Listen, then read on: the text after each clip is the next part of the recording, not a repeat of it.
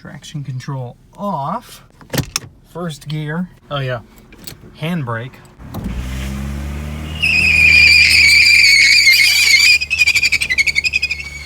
That was weak.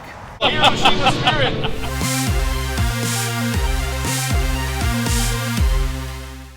This time around, I'm going to be working on something fun.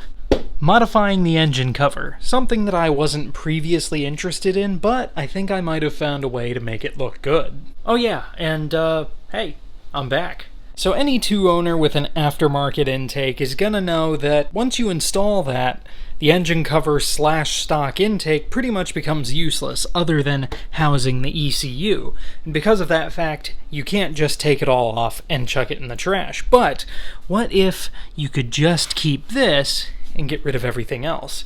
I think I'm going to be able to do that today. So my main reservation about doing this project previously was that it would expose a bunch of vacuum hoses and wiring and just look kind of cluttered, and I was kind of afraid to do it because it's a big piece of plastic. When you take it apart, if you have to cut it or anything, it's permanent. So anyway, I think I've got a solution for this, so let's dig in and see what we can get.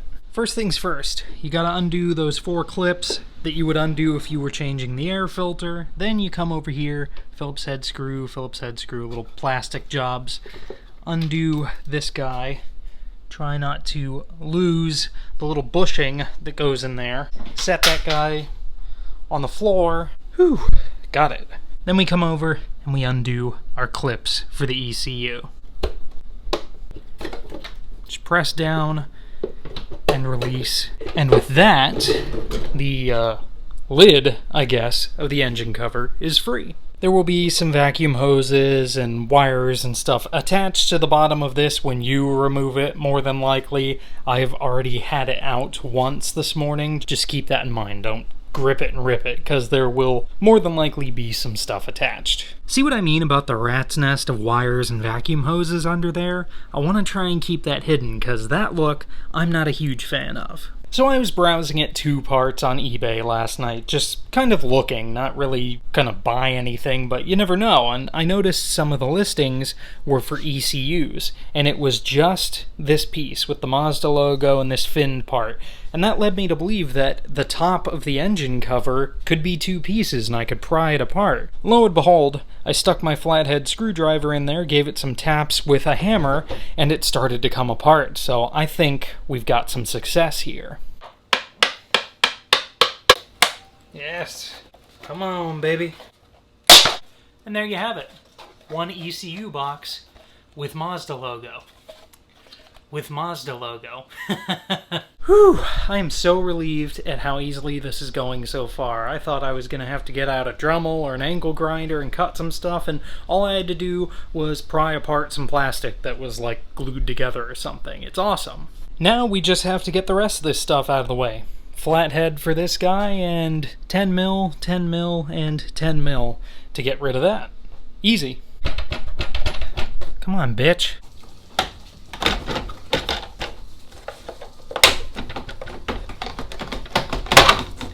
Bye.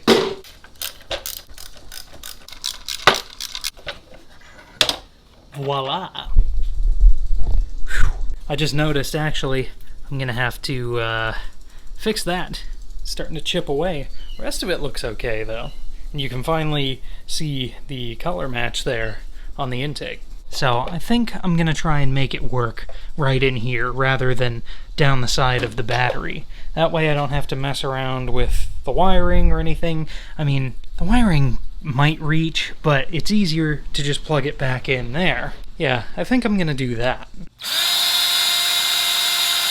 Drill the hole here, and on the back side right there for zip tying purposes. Quality zip tying purposes.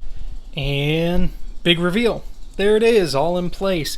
It's slightly crooked. I'm gonna have to work on the fitment there a little bit, but it's working. I've got it zip tied to the injector harness here, the big spark plug harness back there, and there's a vacuum hose that clips in here that's holding it into place. It's secure. I'm giving it a good jiggle there, and it's not going anywhere. I realized through the process that I broke the clips off for this guy, but it's secure now with some double-sided tape.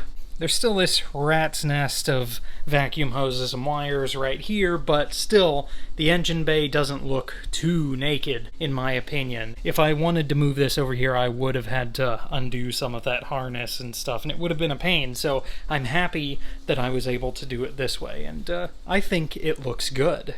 Now I just gotta come in here, clean the engine bay again, because it's a little dusty. And that's the way the news goes, folks. If you've got an aftermarket intake on your Mazda 2 and you're tired of looking at the sea of black plastic that comes on top of the engine from the factory, this is a way to eliminate some of that and still keep your ECU functional, not have to mess with any wiring and everything. Really, all you need is a hammer, a flathead screwdriver, and the confidence to do some semi-permanent plastic separation. And that's all there is to it. You just gotta secure it and everything, but it works, it looks good. The more I see it, actually, the more I'm starting to dig it, because I can now see the paint job that I did on my valve cover, despite it starting to chip. But really, it's simple, and if you've got an afternoon and an aftermarket intake, I cannot stress that enough. Not gonna work with a stock intake, but if you've got an aftermarket short ram or cold air intake, this is definitely something to consider. It's free, it's easy, and if you've got an afternoon, it's something to do if you love modding your car. Anyway, that's it for me this time. Thank you all so much for watching and subscribing. I hope you all have enjoyed this one, and I'll see you guys in the next one. So here's my plan.